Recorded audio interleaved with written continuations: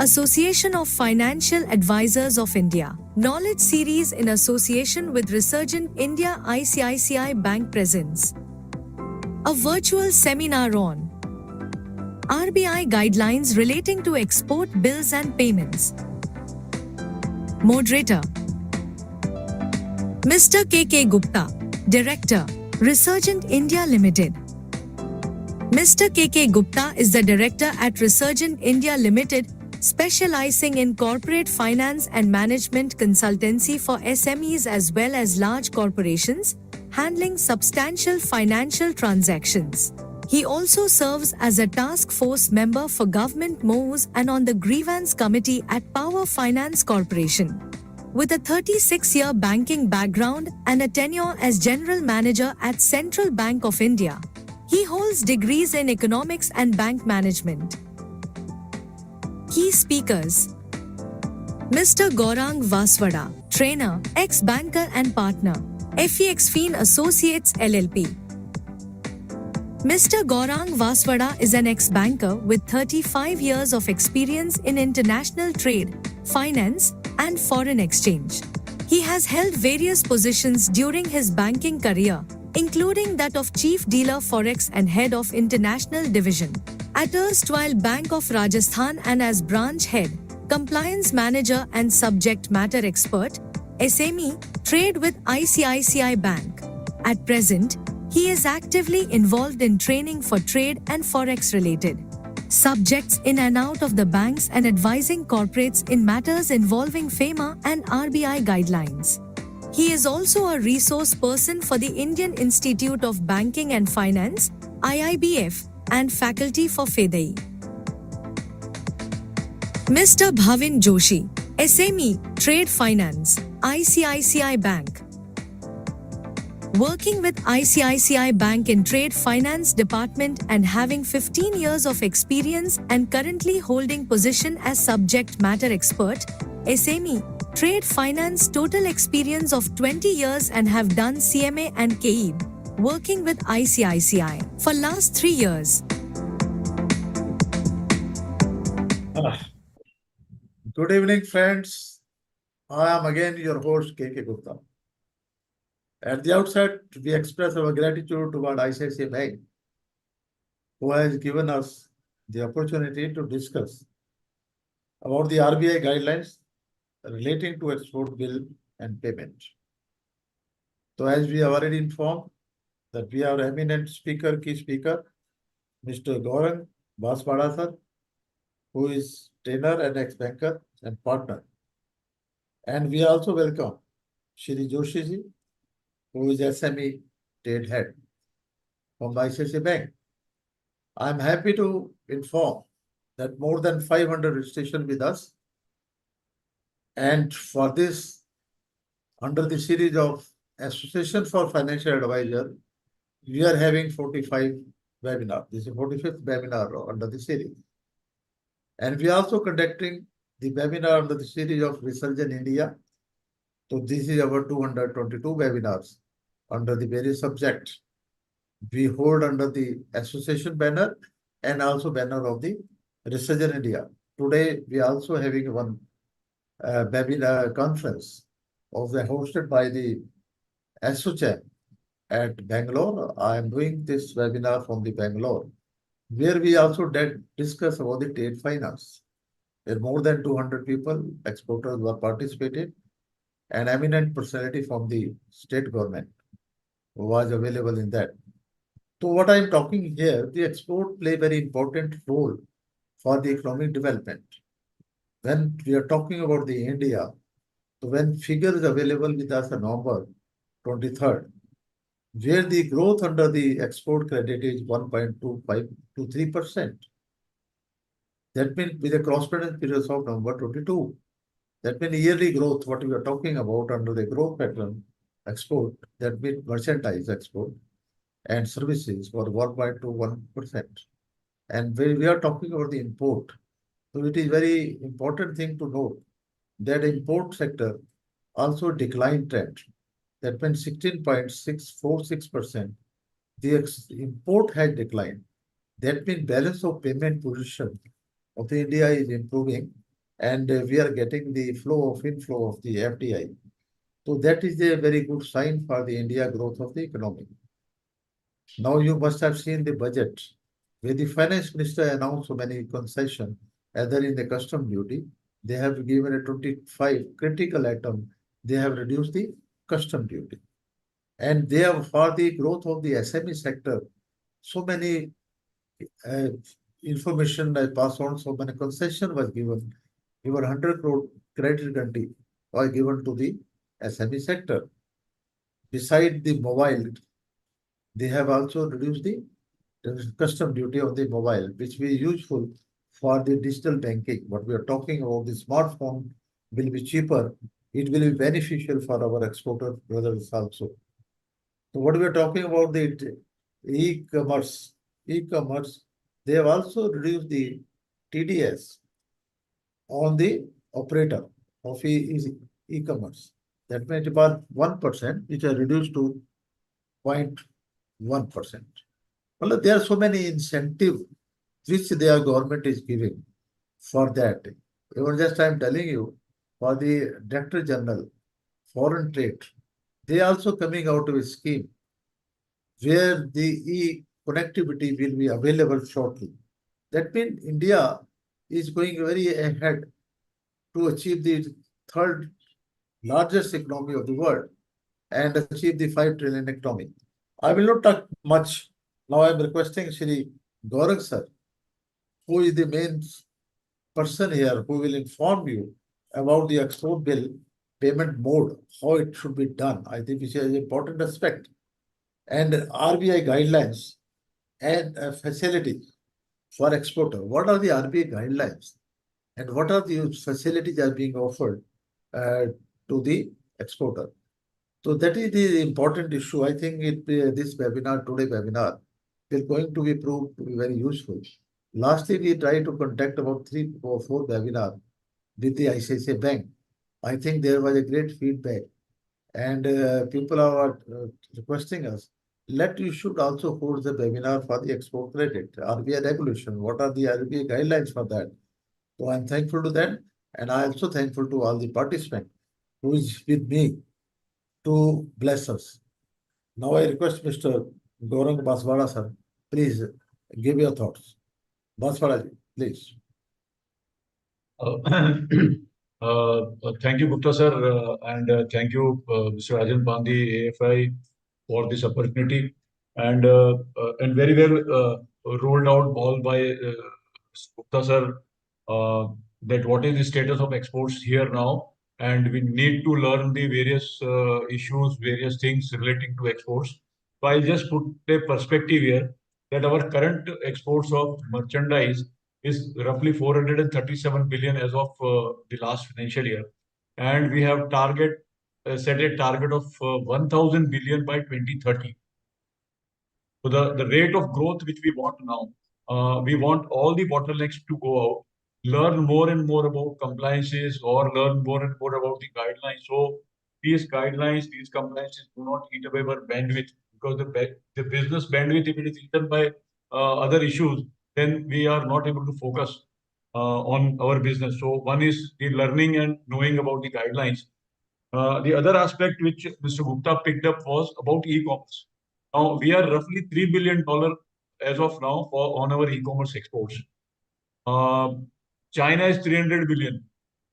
So we have set a target of 200 billion by 2030. So right from maybe around 1% or less than 1% in the previous financial year, we want to go to around 20% of the overall exports to be done through e-commerce, and for which various announcements are there in the budget. The government support is there, and we understand that e-commerce hubs are being put up at 28 centers.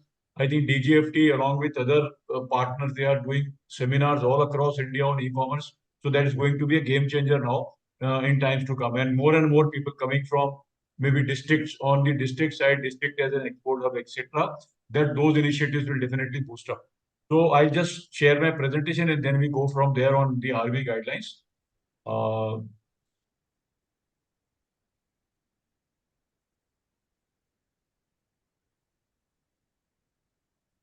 So this is fine, sir.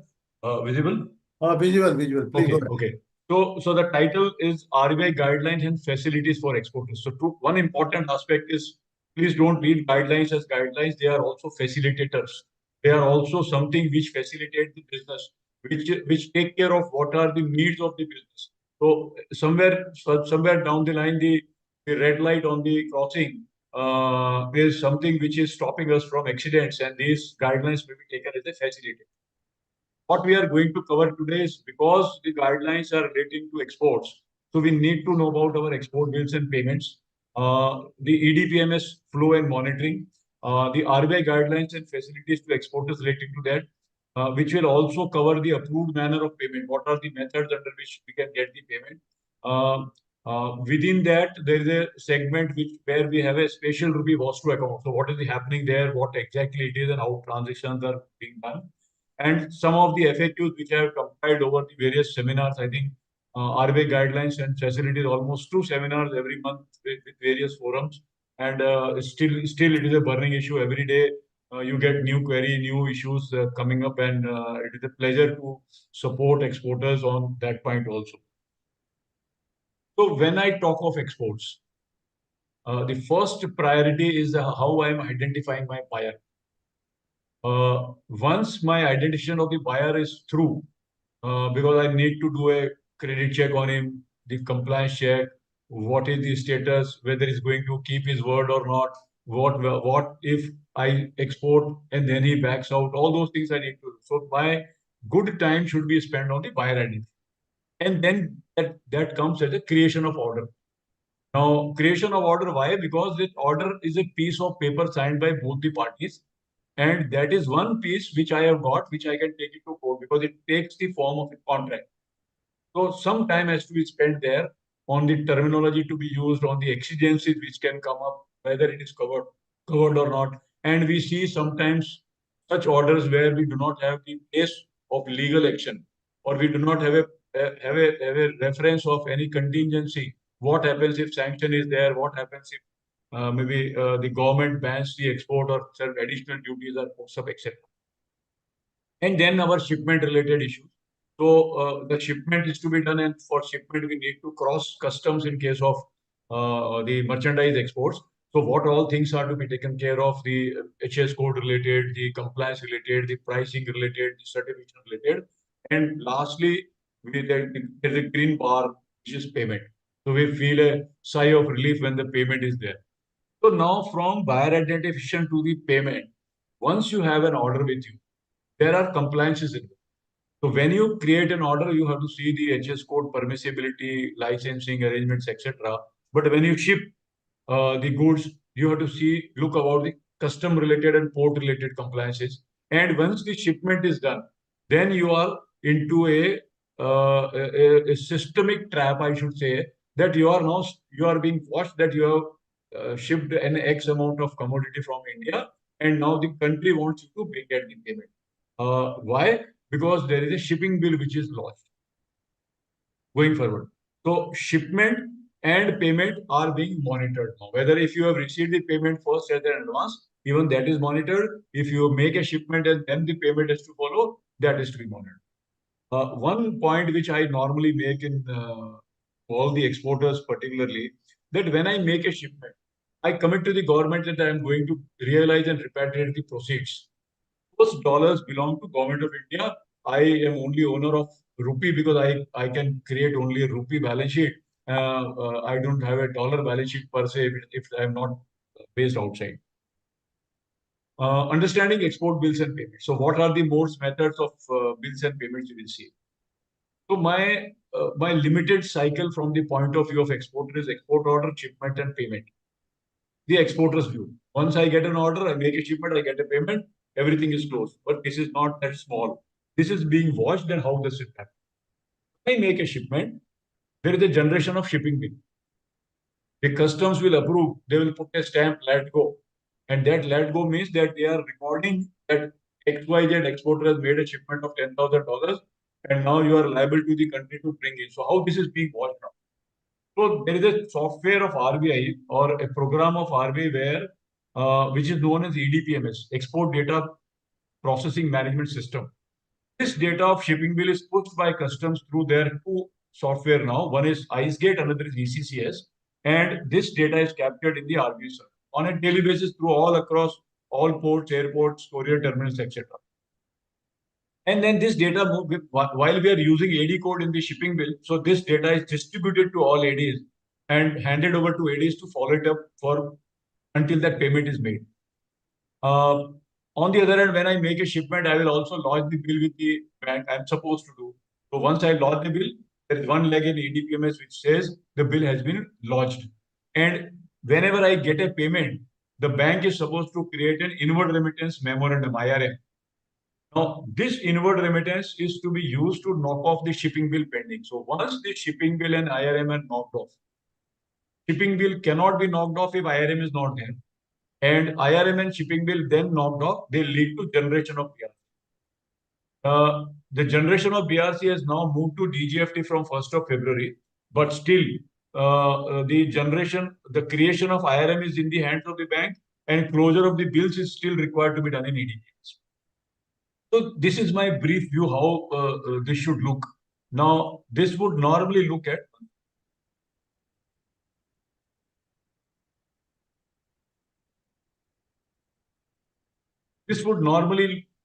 an RBI server in between. On one side, customs is there, they are pushing the shipping bills. On the other side, AD banks now, all responsibilities on AD banks to see the shipping bills, upload the IRM, bill lodge status, and then close it.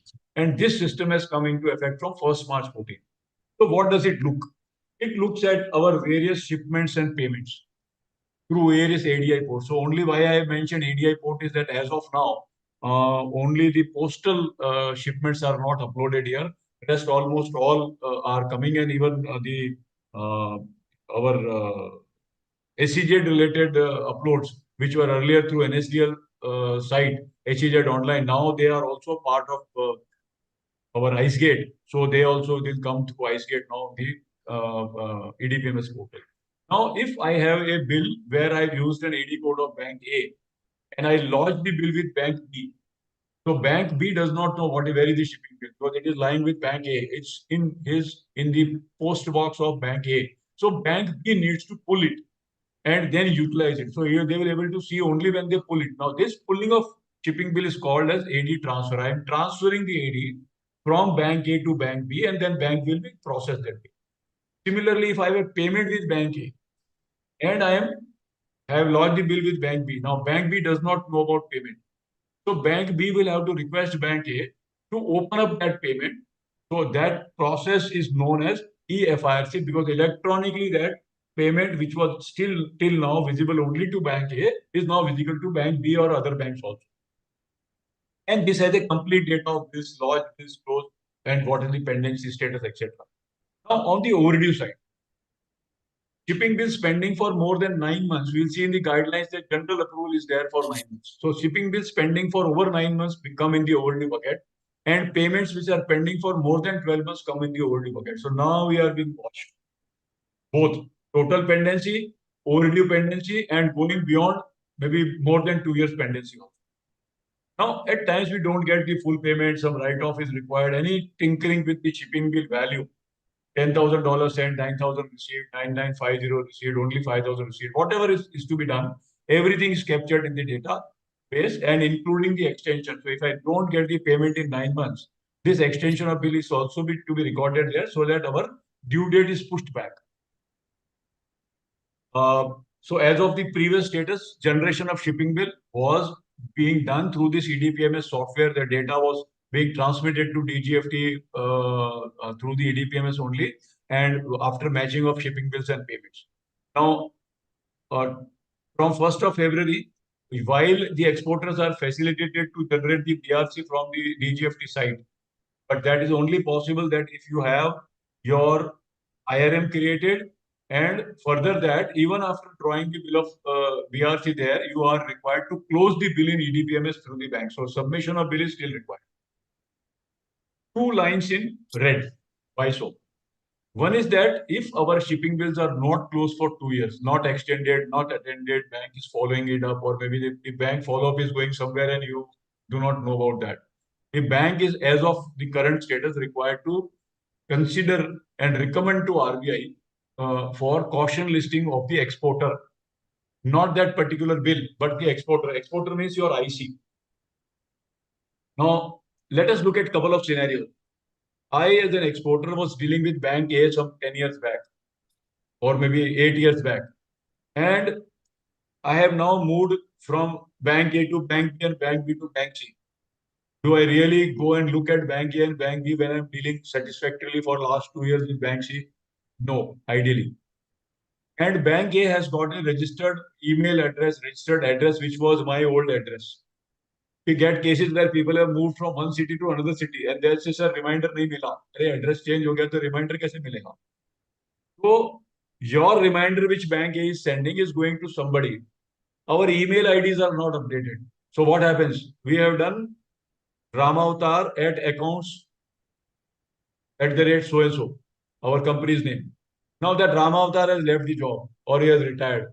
So that email is dead now. I have not introduced the new email ID. So all mail which is being sent by the bank is going to that email ID. Even RBI reminder will go there because that database is captured by RBI. Now, in such a scenario, at IC level, RBI can consider caution listing. So, as per the current date practice, RBI will issue a show cause notice to the exporter at the given address, also on the mail. And if that is not responded within 30 days, then they will issue an order under FEMA and caution listing. Caution listing means that this broadcast goes to everybody, all DGFT offices, all customs court, all banks, AD, and that is marked in the EDPMS also. So the condition is that after your caution listing, you are only allowed to export if you receive 100% advance payment. Till you regularize the other bills.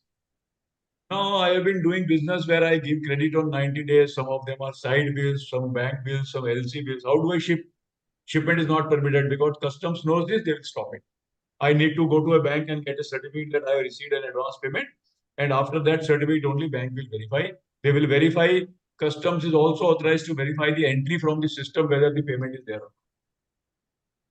So this creates a lot of problems for the exporter as such. And we look at various people where they say, sir, notice aaya tha, but we were not able to attend. Our accountant did not show. Our bank did not guide. The chartered accountant did not. So all apologies to all. But this happens at times and we get such cases. So now getting out of caution listing is another big issue because somebody has 350 bills to be closed.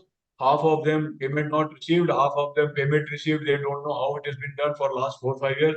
A customer who has got 475 bills pending and everything, 100% payment is not received. Each and every bill, payment is not received full. Somewhere 75, 77, 78, 50, all those percentages are there. Now, how to get out of this? Even RBI will not approve how to do. So it's a hell of a job. The other caution point is DOE reporting, Department of Enforcement, or which we call in our normal parlance, Enforcement Directorate. Now, banks are also reporting to Enforcement Directorate the data relating to the payment spending and shipment not made. So those items which go beyond 12 months, inward remittances received against exports, which go beyond 12 months, and where we do not have the shipments made data or the exporter has not come forward and given the data relating to bills or not submitted the bills. Also, in some of the cases, we have seen that banks have reported to ED some pending bills also. 5 bills, 10 bills, even those bills, those data has gone. Now, we are at a shock when we see such data being reported and then we find out that the bill has already been submitted because of some technical error issue there. But you get a notice. Now, everybody knows that if you get a notice from a regulator, how easy or difficult it is to get off it. So my humble submission is that please see that you monitor your data, even whatever banks you have left in the past in couple of years, try to get an NOC from them, but don't come in this 2 red lines anywhere around.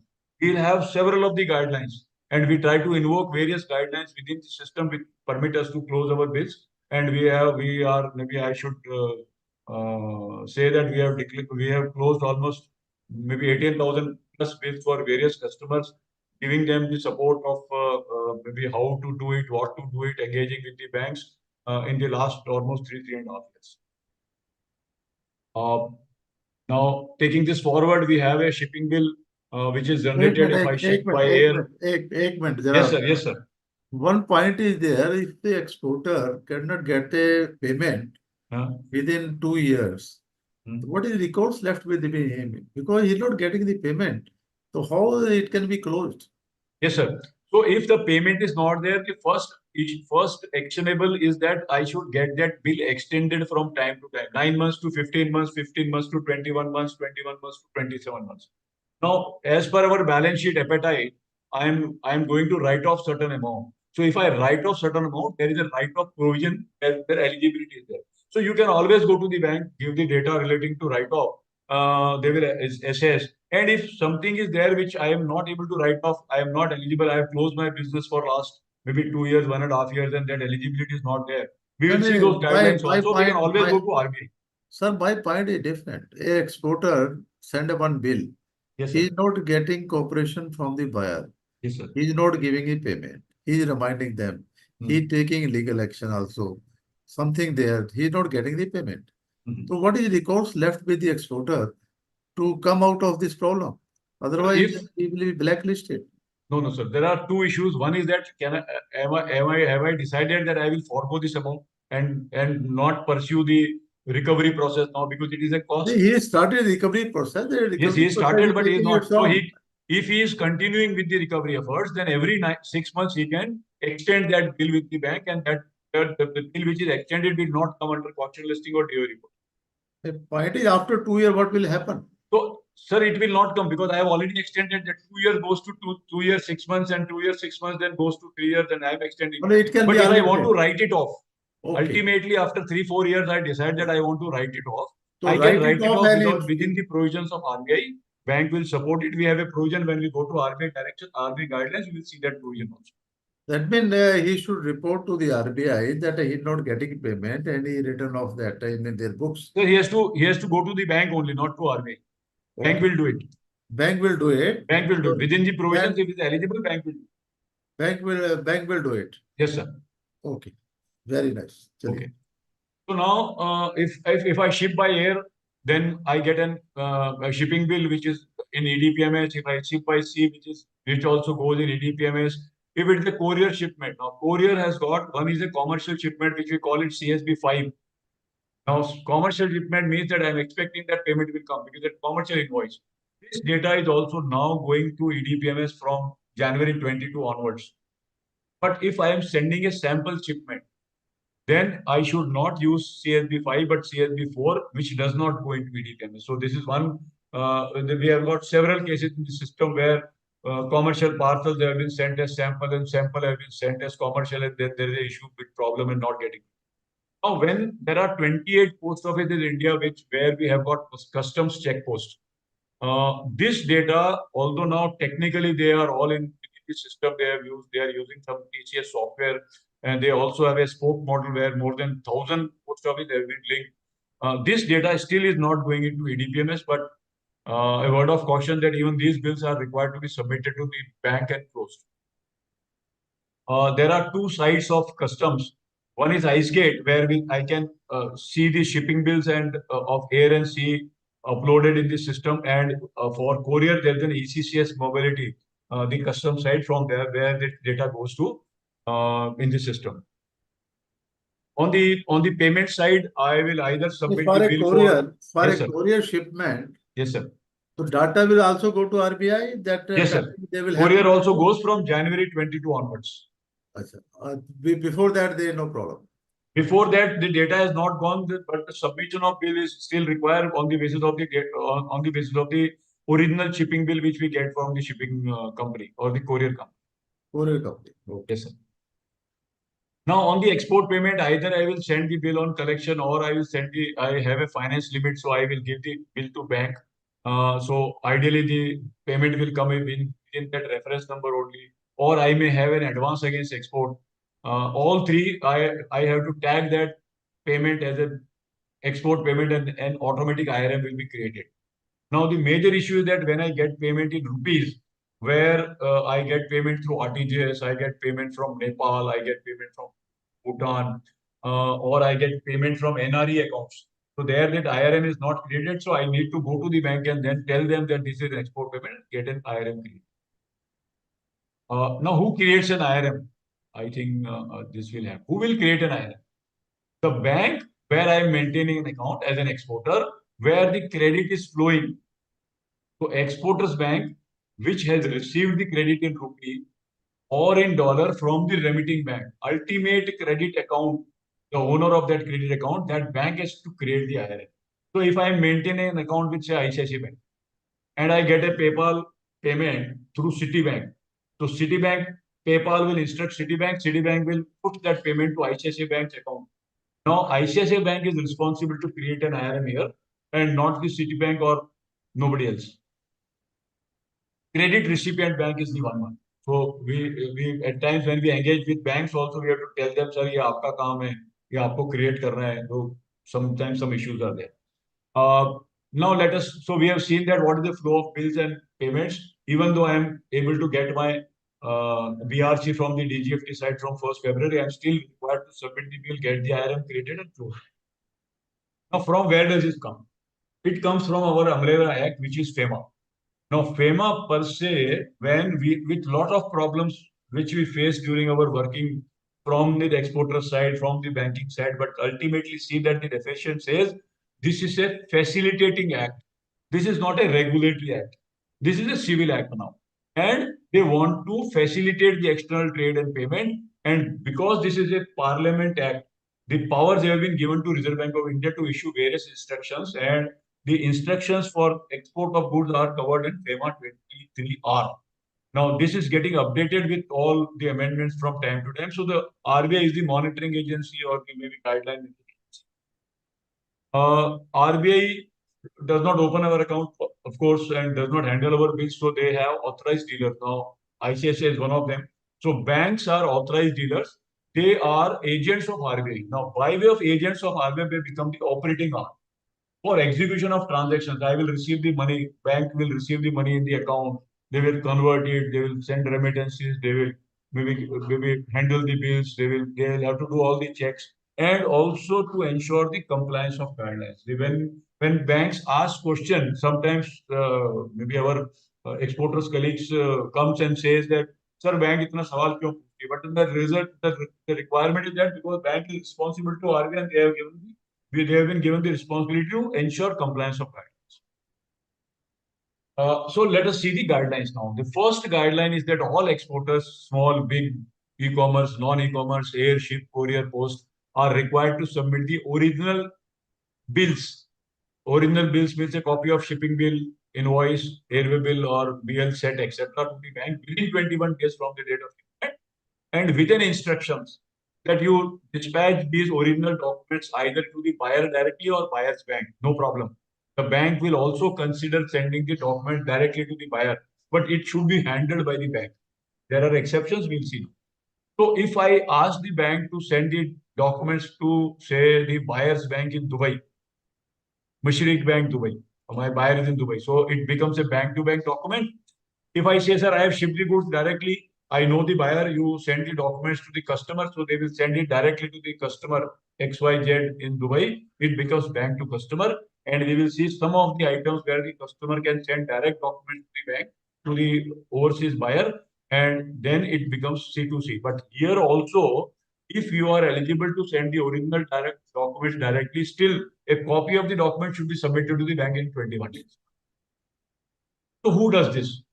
The direct shipment or direct dispatch of documents, original documents to the foreign buyer is permitted only in these 4 cases. If you are a status holder, if you are a unit in SEZ, if you have an LC which has a condition of sending one document in advance to the buyer or an applicant, or if you receive 100% advance. So there is no risk per se.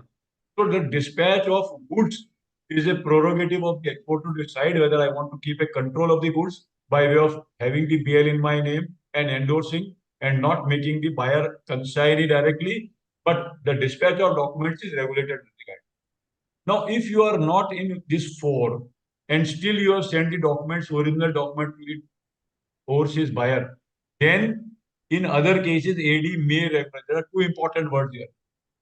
One is regularized. It means I have crossed the zebra crossing or I have crossed the red light and I have to now regularize that. And other aspect is may. May means questions. May means documents.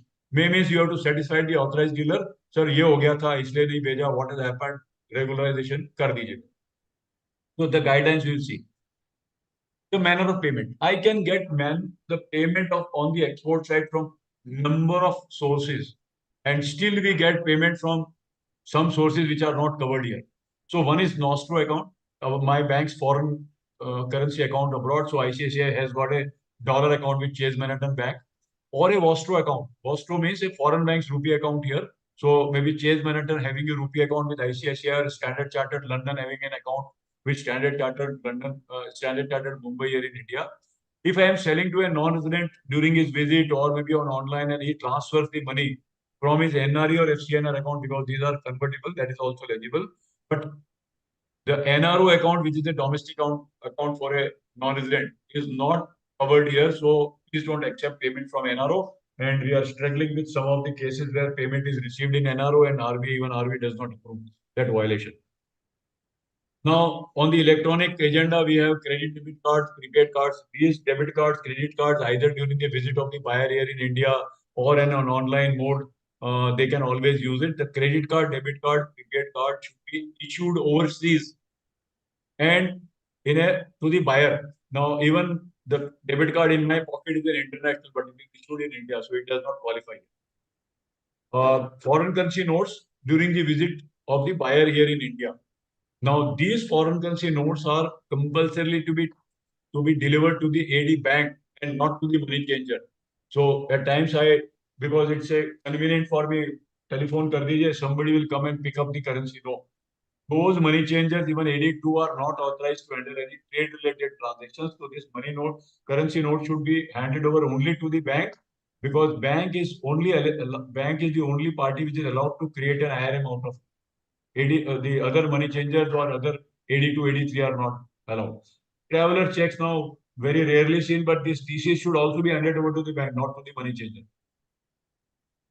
If I am exporting to Middle East, I will face this issue that from Middle East payments normally come through exchange houses. We have various exchange houses there, maybe subsidiaries or associates of Canara Bank, SBI, Bank of Baroda also, and maybe UAE Exchange, Al Qatar Exchange, Al Dirham, and all those companies are there. So there the limit is 15 lakh rupees. Now, word of caution that when they remit the money, in this SWIFT message, the remitter becomes the exchange house. Now, I have sold my goods to ABC Dubai, the money is coming from exchange house, so that becomes a third party issue. So please ask the remitter that you ask your exchange house to mention the name in the field 72, or what you call it as a general field in the SWIFT message. Payment on account of ABC Dubai for invoice number so and so. So it gives the straight records. Now we have an ACU mechanism, Asian Clearing Union, where 9 countries are partners: Nepal, Bhutan, Bangladesh, Pakistan, Sri Lanka, Iran, Maldives, Myanmar, and India. So for Nepal, Bhutan, because they are sharing borders, we have treated them as a domestic business only. So export import is done in rupees only. So no foreign currency involvement there. This ACU is not any other dollar. It is a normal dollar being routed through a nominal or a notional account, which we call it the ACU dollar account. It is only for the control purpose of trade by the central banks of this country. I have marked Sri Lanka. So let me first take Iran. Iran gets out of dollar business because it is under OFAC. So ACU dollar is not applicable now. We have a rupee arrangement, which we'll see in the next slide. Sri Lanka, because of their foreign exchange crisis in 2022, sometime in the month of November, December, RBI allowed that free foreign currency payment can also be made and received from Sri Lanka. And Bangladesh, Sri Lanka, and Myanmar, ideally now the government or the RBI has allowed rupee accounts also, special rupee voucher account, SRVA. So ideally what is happening that these Bangladesh, Sri Lanka, and Myanmar come out of this because rupee is also settled now. So only I have Pakistan and Maldives where I will be. Sir, 1 second.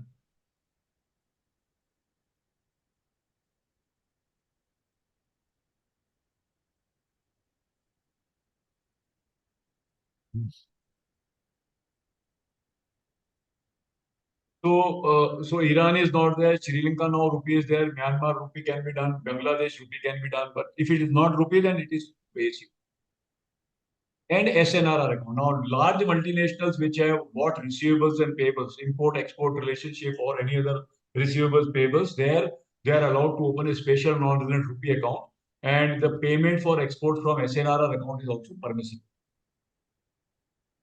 We have a special rupee arrangement with Iran where we have a rupee account with UCO Bank as a nodal bank, and all rupee related transactions, so oil payments are going into this account, and from there export related payments are there.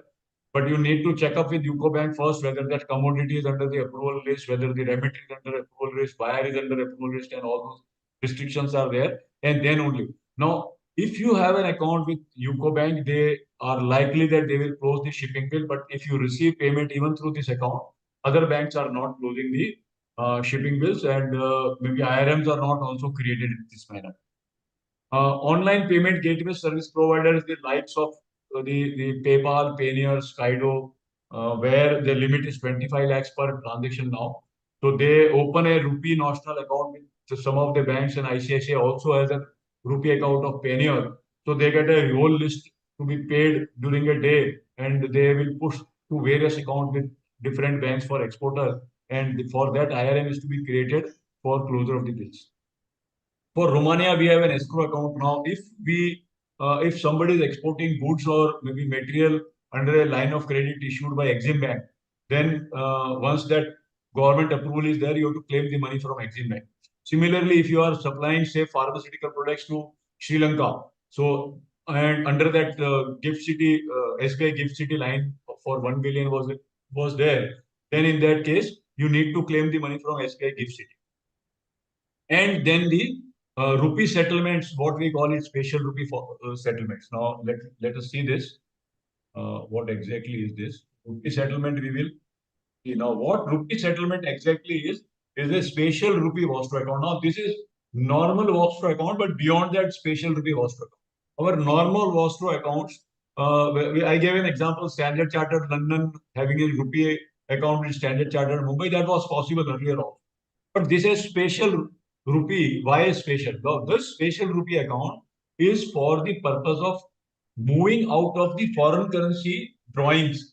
Wherever those countries where I have both export-import relationship, can I start drawing or can I internationalize the rupee in such a manner that the invoicing in rupees there and then payment can be settled in rupees?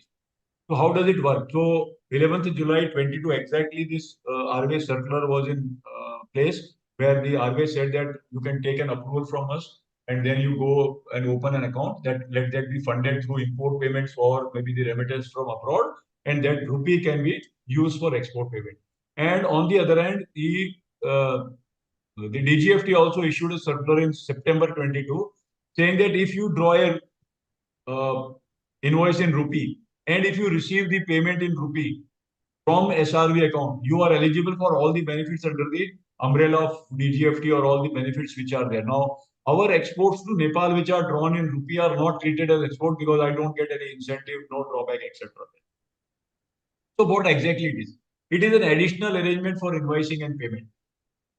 I was earlier also drawing invoice in dollar and getting dollar or getting converted. I could draw in dollar and get through Vostro account also. I could draw in dollar and sell my goods in Amazon and get through PayPal in rupee. It was there, but this is special arrangement. Additionally, given that you draw invoice in rupee, get payment in rupee, and that payment should come from SRB.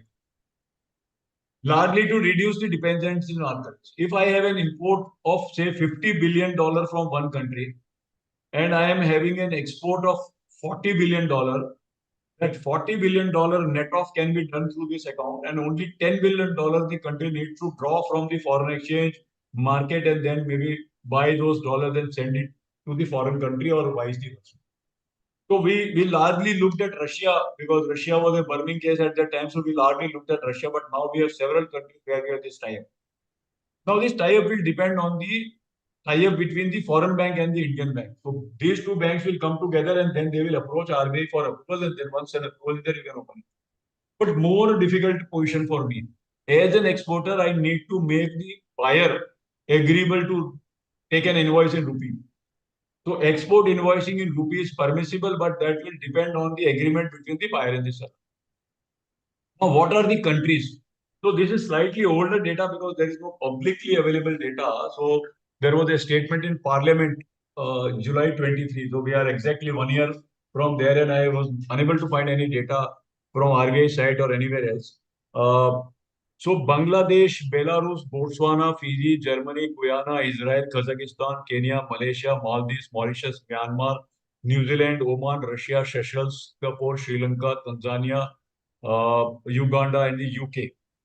So we have huge business with maybe Russia, or we have huge business with Germany or Singapore or UK. But even those countries like Fiji or Guyana or Kenya, we have good business with Israel also, New Zealand, Australia also. Uganda or Tanzania, what smaller, even Seychelles. Every bank, every country now we are trying to rope in so that we have an account there and we try to net off through the rupee system so that the inflow and outflow of foreign currency dependency can be reduced. Now, one more slide which has been prepared by me, all maybe a disclaimer here that this is only collected from various newspapers, talking to banks, asking fellow bankers, asking people. Well, I've got several students in the different banks for asking them what is happening, kya account khola, kya nahi khola.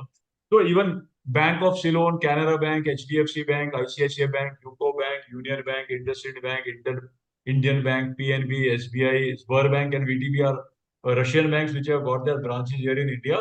They have opened an rupee account, and so this is there. Now the issue here, even if I have a special rupee Vostro account, I have to see that that is not under a sanction. So taking an example of Russia, even I understand that one of the banks opened an account of a bank and then later on it came under sanction that was required to be closed. So I have, I think now 6 or 7 accounts which UCO Bank is having, Canara Bank is having 2 accounts, IndusInd Bank having 3 accounts from Russian banks. Maybe these are not under sanction, but you need to see it whether they are under sanction when you are getting the payment. Any leg in the payment cycle, if any of the bank which is involved there and is named in the SWIFT, if it is under sanction, then maybe your bank does not accept that payment and does not create an IRN. Now we have 2 banks here, Russian banks, VTB and Sberbank. Unfortunately, these 2 banks are handling a lot of payments, but they are under sanction. So if I maintain an account with ICICI Bank and I received a payment through Sberbank, valid as per RBI guidelines, valid as per government, but ICICI Bank is bound by that sanction.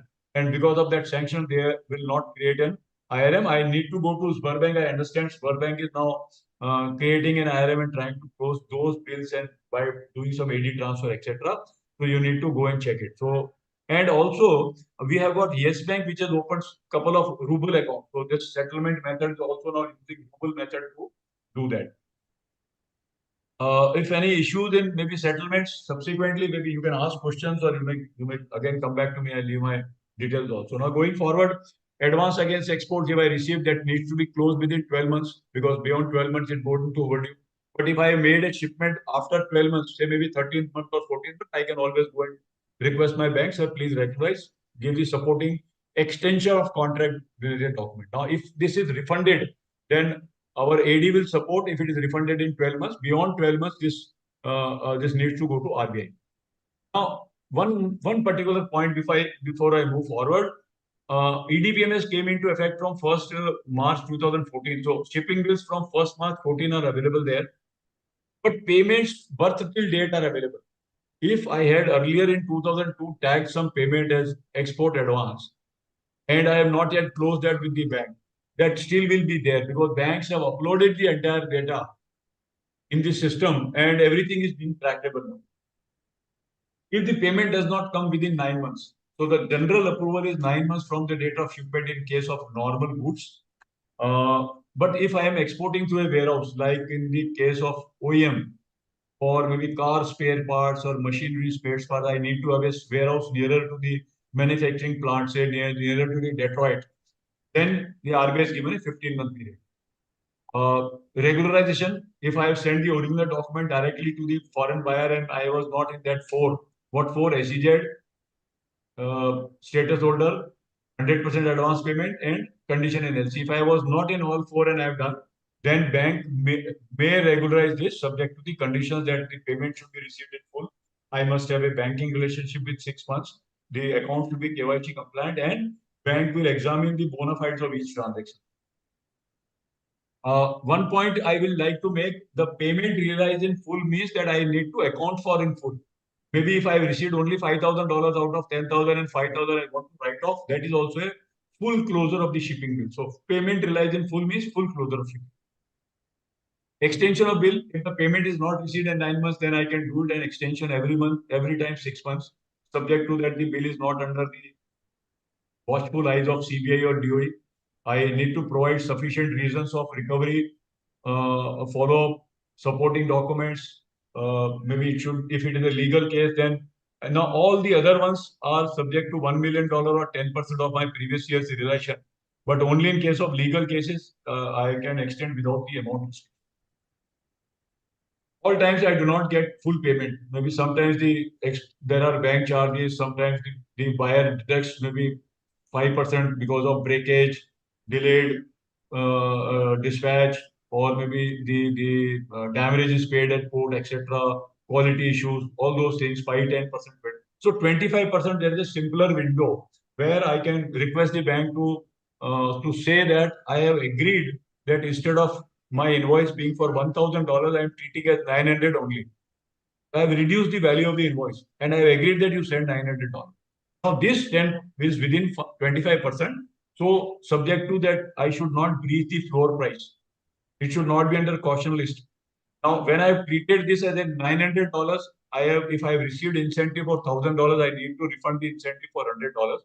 And one point is here that, say, in case of basmati rice, there is a floor price of $950 right now. So even if I am selling it for $1,000, I can give the discount only of $50. I cannot go below $950 as it will breach the DGFT guidelines of government. Now, as Gupta sir raised a question that after making effort for 2 years or more, I don't get the payment, then what happens? There is a facility here. Those who are regular exporters, they get the facility of write-off every year, subject to the quantum of foreign exchange realized in the previous calendar year. So whatever I have realized in the previous calendar year, 5% or 10% of that I can use that eligibility in writing off any of the bills which are more than 1 year old. So status holders 10%, non-status 5%. What does it mean? $1 million realized in the previous calendar year. In this calendar year 2024, if I am a non-status holder, up to $50,000 I can write off. If I am a status holder, I can write off up to $1 lakh. Now beyond 50,000 and 1 lakh, my bank can also write off additionally 1 lakh. So I need to request my bank to use their powers. The bill should be more than 1 year old. I should make all efforts to realize. So this has to be shown by way of documents, not the verbal things, telephones, WhatsApp chat, etc. I must have the document there. The case should not be under the watchful eye of the regulatory authorities. And if the payment has been made in local currency by the foreign party, say in Egypt or Sri Lanka or maybe similar other countries where they are not able to send me the dollar, but the payment is made by the buyer, those beings should not be write-off. Now, the 3 reasons: buyer installment, goods auctioned by the port authorities or the customs, and the balance settled through. These 3 reasons for write-off can be used if I have violated the direct dispatch of document guidelines. So if I have dispatched the document directly, not being under that 4, I can use only 3. But I need documentary evidence. What is it? A buyer installment, I need a certificate from the liquidator. If the goods have been auctioned, I need a notices, auction confirmation, etc. from the port authorities or the customs. Now, besides this, there could be a reason that buyer is not traceable. For last 2 years, he has stopped responding. So there is a police authority only can confirm that somebody is responding.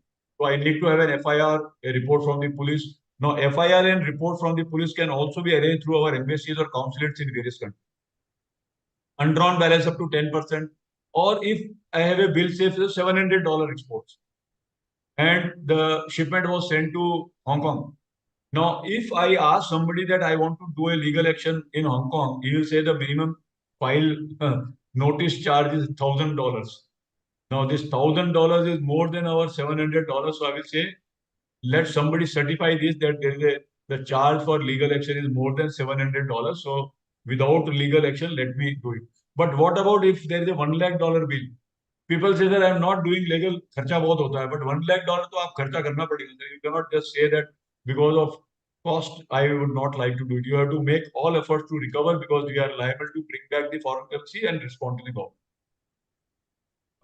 There is also a facility of set off. So if I'm drawing raw material from a party A in Italy and making certain finished goods here and then sending the goods directly to A again.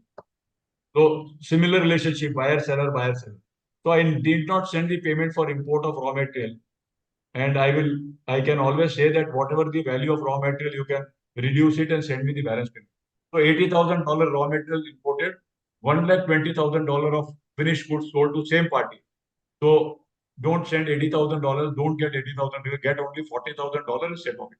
The one condition is that it should be same overseas buyer and same supplier, and I should have a consent from the overseas buyer, supplier, and both the shipments should be in the same calendar. Now here the catch is that we sometimes jump the calendar year, even RBI does not do that. You have to settle it separately. And these are not permitted for transactions with ASU countries. Now slightly better facilities for SEZ units, where this same year calendar year is not there. But the balance sheet date is there. Now, if you are an SEZ unit, you can maybe you are drawing a quarterly balance sheet. So on a balance sheet date, you see that you have 10 import bills for value say $5 lakh, and within the quarter you have 7 export bills value $7 lakh, then you have received the $2 lakh. So you can bundle it and go to a bank and get all closed in one go. One Excel sheet will allow that. Third-party payments proceeds are normally permitted provided it is declared in the shipping bill. So when I will declare in shipping bill, when I know before shipment, or I have to produce a tripartite agreement with the details of the documents, etc., bona fides of the transaction to the bank to close that.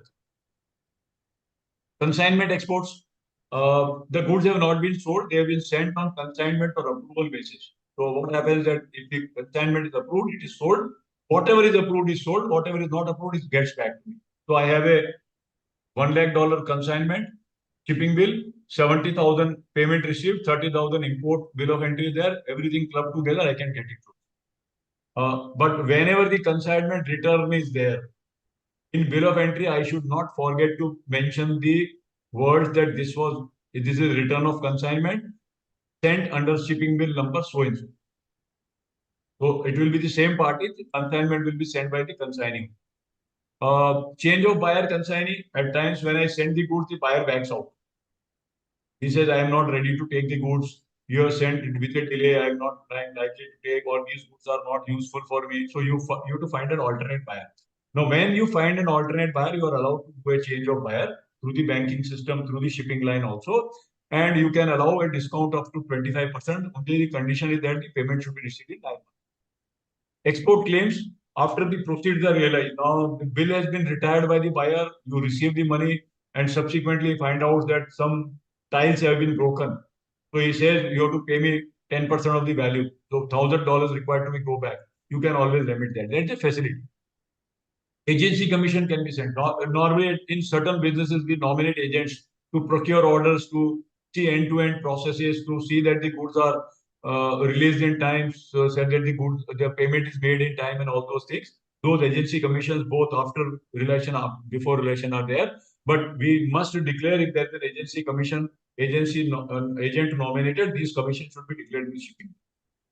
And refund of export proceeds after the bill is realized. Now, if the bill is realized and subsequently the goods are returned back, the buyer says, no, I don't want this. Then you can unwind the transaction, refund the entire bill.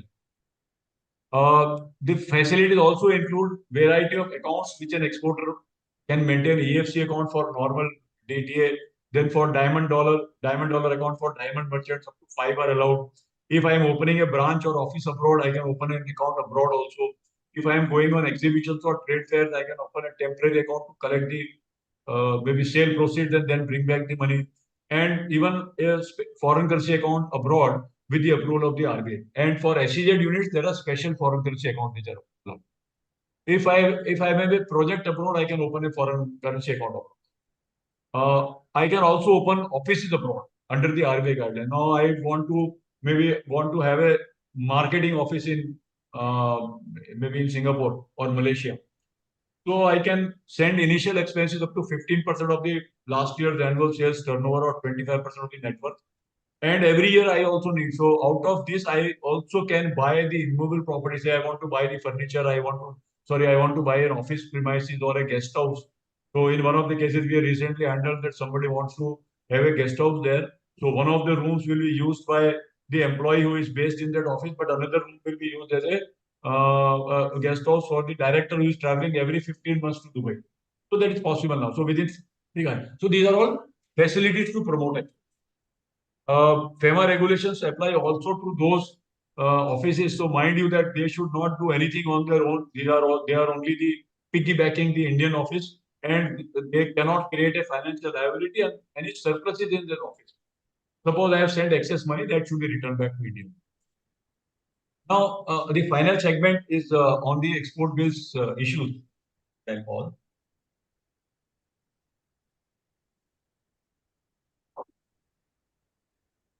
These issues have been jotted down on the list of various questions which have been raised in last couple of years on the issues relating to EDPMS, IDPMS, closure of bills, etc. When we see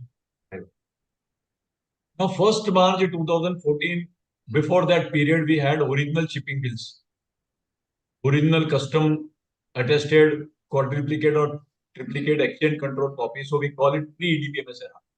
Somebody made a shipment in 2012. The payment was received in 13. Bank had manually issued the BRC at that time. But the payment was not closed. The payment was uploaded in 2016 in the system, and now that is hammering. So bank is sending a reminder. So what we need to go, we have to bring out those old documents, go to the bank, show them that this is the BRC issued against this bill. You check your record and then now close it. So they need to close it. Payment received in 2011, shipment made in December 11, and bill was sent directly because it was an advance payment. So we sent the bill directly to the buyer. And I have not submitted the bill to the bank. So the entry in the bank is pending and bank has uploaded in EDPMS in 2016. We are getting reminders from the bank and RBI. So I need to go and submit the bill now. Now this requires the original shipping bill issued in 2011. Maybe triplicate or quadruplicate, but exchange control copy written on the top right hand side. That is a big issue now. How to get this original? So maybe a lot of cases are stuck because I don't have the original. And a lot of banks do not do without original, so they do not also have any processes to do how this is to be done because RBI does not intervene in the documentation part. The bank has to be satisfied. Payment received with bank in January 13 and FIRC issued to us. The original FIRCs were issued when the payments were received and you were banking with some other bank. We made shipment in 2017. Now 2013 is pre-EDPMS era, 17 is the post-EDPMS era. What has happened? I have not submitted the bills to the bank and both entries are pending. So now who is going to do it? If I am dealing with bank B, I can always submit to bank B and ask bank A to issue an EFIRC by submission of original FIRC. If I am also dealing with bank A, then I have to submit the original FIRC and ask them to do a AD transfer. We started business in 2012. One of the shipments in June 2012 payment could not be received because goods were destroyed due to contamination. Can we write off the value now? If we do not have a realization in 2011, so we referred about previous calendar year. Now this previous calendar is not 2011 or 12. Previous calendar year is the previous to the year in which I am writing off. So even this 2012 bill, if I am writing off now in 2024, my eligibility of that 5%, 10% will have to be considered only on the basis of 23. If it is nothing is there in 23, then I need to go to RBI next day and get an approval for write-off. We sent samples through courier in 9-10. Payments received. Now, these were declared as samples, but actually they were commercial parcels. And we have seen hundreds of those cases where the payment has been shown as export payment. And on the shipping side, they have been sent as samples. So there is no shipping bill now. So we need to go in for a purpose code change. Now, this is also a painful work of changing purpose code because we need to go to the bank and explain to them what has happened. We have to dig out the courier receipts of 9-10, invoices of 9-10, submit that, and maybe we require RBI approval for such cases. Payment made for 20,000 in 2012 and payment received for 18,000 in 2013. Now, because I have sent the bill, but not asked the bank that this payment belongs to this 20,000 bill. Both entries are pending in the system. Now, because this 2012 bill, I will maybe write off $2,000 and I can always submit the related documents relating to the bill, payment and write off of 2,000 bills. So that can be closed now. Now, 1st March 2014 onwards, what's the scenario? Advance received in 19. Can this be regular? They're making exports now to the same or third party. Now you are required to make an export within 12 months, but now it is almost 4 years. If you send a shipment now, you have to revalidate that order. The buyer should be agreeable to receive the shipment now and confirm that there is no claim once the shipment is made. Now, suppose the remitter of that money says that you ship to B party. So I have to create a new contract.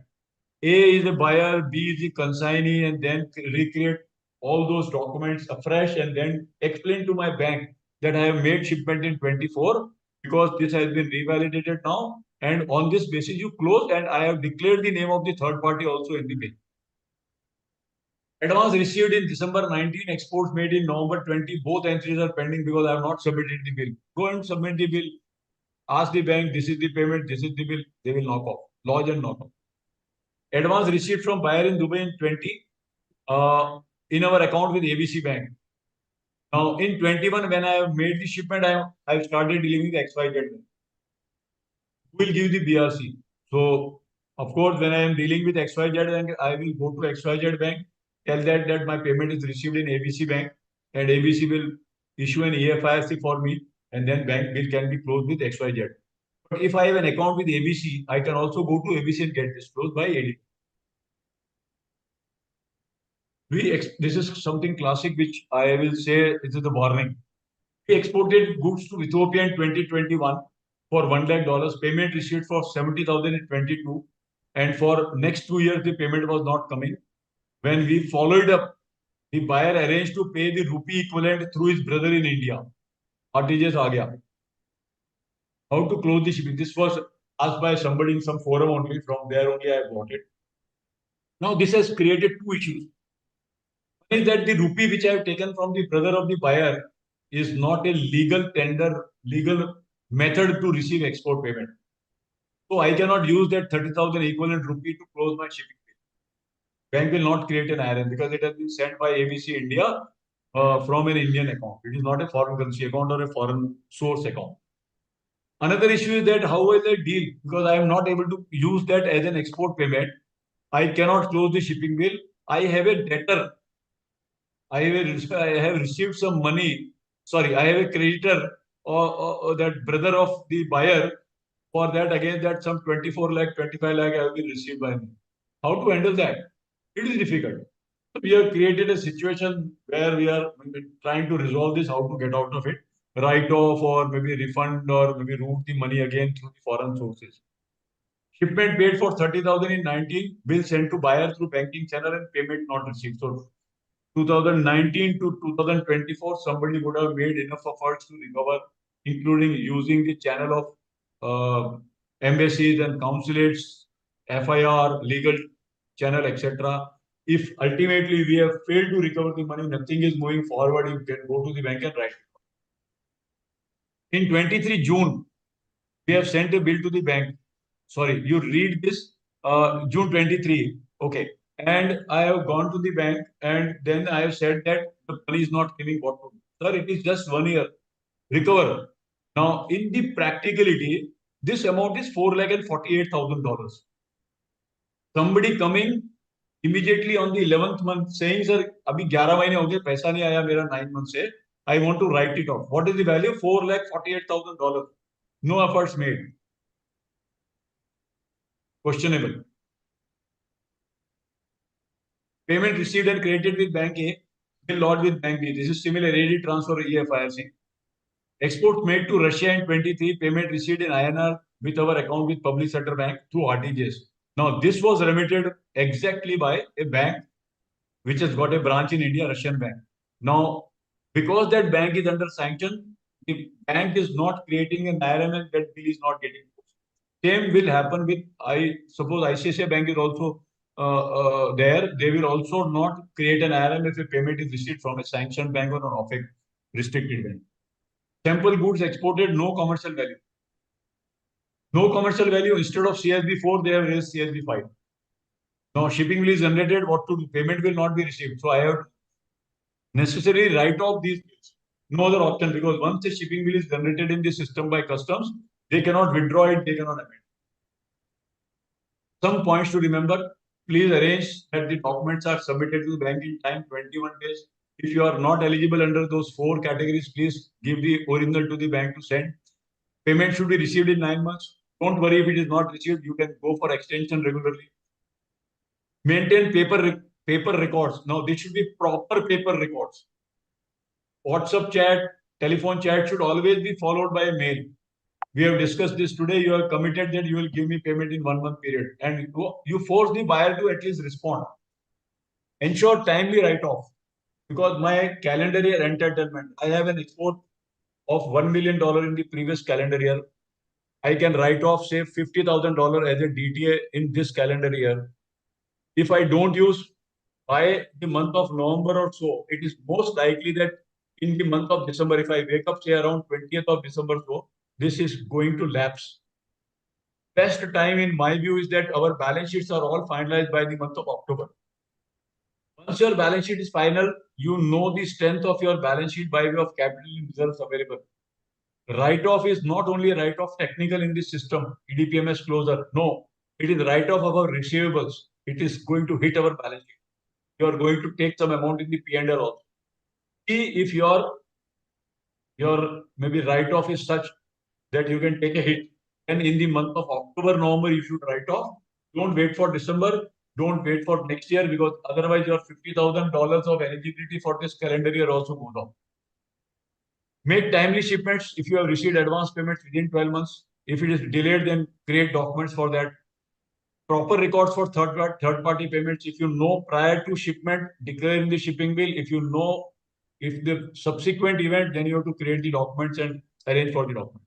Use only approved methods of payment. No NRO account, no rupee settlements, etc. Watch your pendencies. Go to your past banks, get your NOC, get the pendencies. If you get a notice from RBI, it covers all AD banks. If you get a notice from bank, it is only for that AD bank. And maybe we'll take the questions post our session by Bhavin by the bank. And these are my credentials. If anybody wants to connect subsequently, also you can definitely come back to me. So thank you very much. Thank you, sir. Gaurang, one Yes, point sir. is there. Yes, sir. If an exporter want to deal directly with the importer and sending all document to him, and he's sending a state account in their current account or saving account, so whether it is admissible for that? Yes, sir, that authority is there. But if you are a DTA unit, then you need to send the documents to the banking channel, and you should get the payment through the banking channel only, because you have. No, point is he's sending directly and getting the payment directly. So that is allowed by the. Sir, directly is what ultimately bank is to be used, no? He should route the document through the banking sector only. Yes, sir. Whether a copy or a original. So if I am eligible, if I am a status holder, I can send the documents directly to the foreign party, but the payment should be routed through the banking channel or one of the approved banking channel, Nostro, Vostro, SRVA, NRE account, currency, whatever it is. I cannot take an out of the system payment. Say I gave an example for that Ethiopia, where the payment was received from the brother of the buyer in India from the normal rupee account. That is not permitted. That point is, once I am sending a document directly, whether the copy of that document should be sent to the bank. Yes, sir. For their information. Yes, sir. Yes, sir. Even if I am a status holder, I should give a copy to the bank to lodge the bill. Okay. Another point is, when I am doing a partial write-off, what about the other amount? How I can write off my total entire amount? Sir, suppose I have so there are two cases. One, say example, $10,000 bill. I received 5,000. I am writing off 5,000, which is within my eligibility this year. But suppose I have got 5 bills of total value of $1 lakh. Okay. And I have an eligibility of $50,000 only this calendar year. So I can write off the bill which is coming within $50,000 and I cannot do a partial write-off of a bill. So only maybe two bills of $20,000 each, $40,000 I can close now, and three bills I'll have to maybe pursue or maybe ask the bank to use their powers to do it up to $1 lakh. But partial closure of shipping bill is not possible for write-off. Partial closure of shipping bill is possible only if I have a payment which I receive from the foreign party. If I am not getting any payment, Hmm. only ECGC claim is settled. Uh-huh. So remaining amount I am writing off. That is allowed? Yeah, that is allowed, sir. That is allowed. ECGC claim, balance amount I can write off. The bill is written off fully because ECGC payment is not treated as a foreign source. But with this reason that ECGC has paid, bank on the basis of supporting documents, claims, etc., they will close it within the eligibility. Still, that eligibility will still be required. 55% or 10% or additional 10%.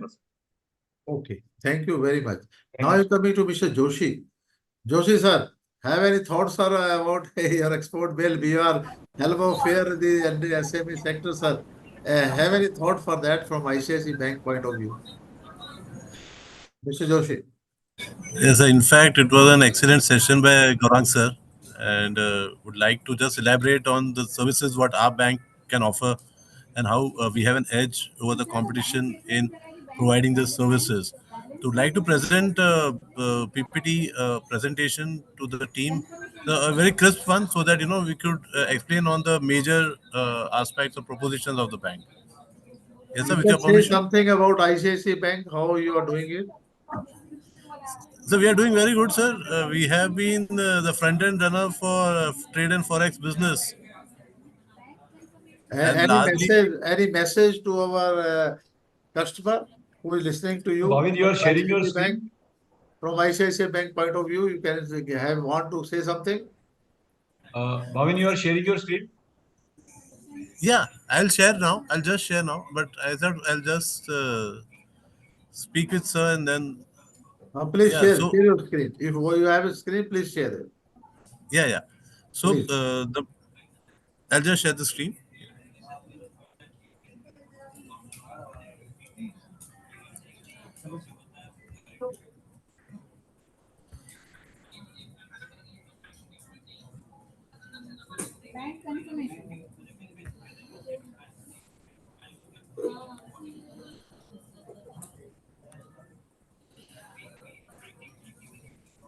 So is my screen visible? Not yet. Yes, Yes, now. yes, visible. Please go ahead. Yes, sir. So as you know, the export-import business is widely governed by regulatory framework, and many of our Indian exporters importers have been facing challenges in handling the trade transactions with the bankers. The primary few of the reasons which we have identified, that these could the reasons where they have always to manage the timelines within which the time constraint within which the documents have to be submitted to the bank within their working hours. Wonder whom to contact. Like, they are clueless as to who is the right person to have their issues resolved or transactions closed. So largely, we have come up with a solution whereby we have gone for a digital solution, where our flagship product Trade Online has been helpful for both large corporates and MSME to handle their trade transactions. It is very much comprehensive, easy to operate, and a one-stop solution for all our customers. The best part of our services with respect to trade finances, we have a very quick turnaround time. Largely, whenever there's a customer who has any inward remittances expected, we have the capacity of settling it within an hour's time of its disclosure, of its submission of disclosure instruction. We have a capacity of issuing a BG in a 3 hours time frame with all the documents, underlined documents provided to the bank.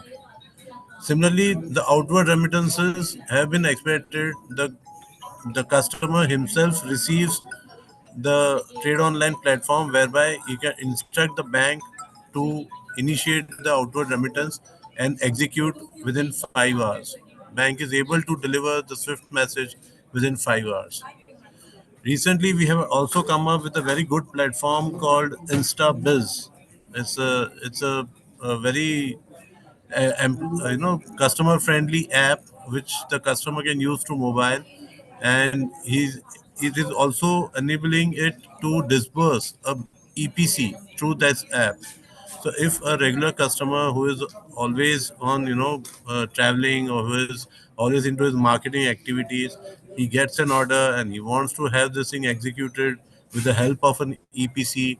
We have this innovative app called InstaBiz, through which he can have his EPC disbursed, export packing credit. We also have a facility of paperless BG issuance. There are around 20 odd beneficiaries who have been listed for accepting our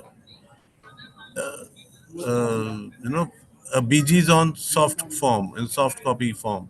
So it's a direct BG transmission which takes place to the beneficiary, duly authenticated by our signatories through e-sign and e-stamp.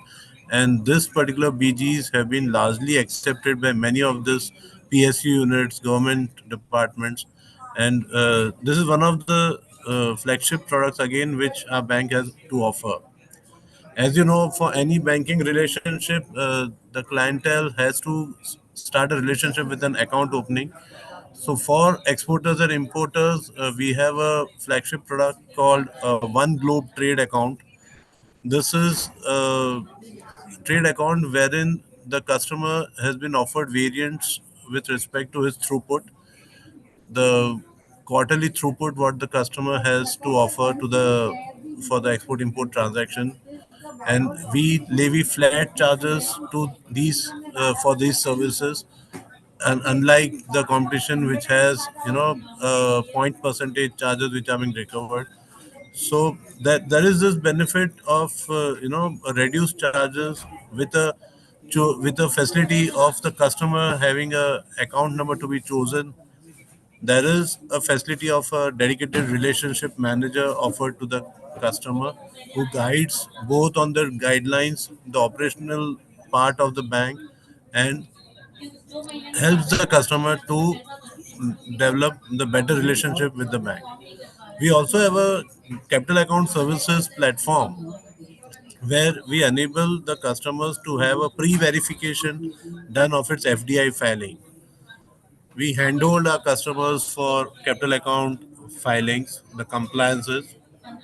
We coordinate with them, their consultants, and ensure that this capital account filing takes place on timely basis. We also have a very large treasury, which helps the customers, the MSME largely, to cover their currency hedging part. We help them with the market updates. We help them with timely reports with FX online product, where the customer can himself book the rate for himself, seeing the market propositions, and and have expedite the process of his settlements. So these are the primary propositions what our bank has offered to the customers. So this is it from my side. Anything else that any queries with respect to team, they can always ask me. Very nice, Mr. Joshi. There is one question to Mr. Gaurang. You can reply for that, Mr. Gaurang. There is one question from Mr. Ghosh. Yes, sir. The question by Mr. Mrityunjan Ghosh. Yes. We have 3-4 open IRMs for the year 2011. The payment was received, but we don't have soft tax. So maybe we can see that they are into the software exports. Now, software exports necessarily would be done either by declaration of software, or maybe as a software services where the soft tax is not declared. So if it is the software is not generated, then it is necessarily to be as a software services. So if it is a software service and soft tax has not been generated, then you need to go to bank and ask them to change the purpose code from maybe 807 to 802 or something. But now, if you have already generated the software and you don't have a copy of it, then that software can be received from STPI in any case, because it is all STPI is all electronic. Software wala can get old data also. Maybe it may be difficult to get a copy of the shipping bill or GR from customs, but software copy can always be regenerated or received from the STPI. So both the options are available. Either if it is a services, then you change the purpose code. If it is a soft text, then you can get a soft text from your STPI or from the your SEZ if you are in SEZ.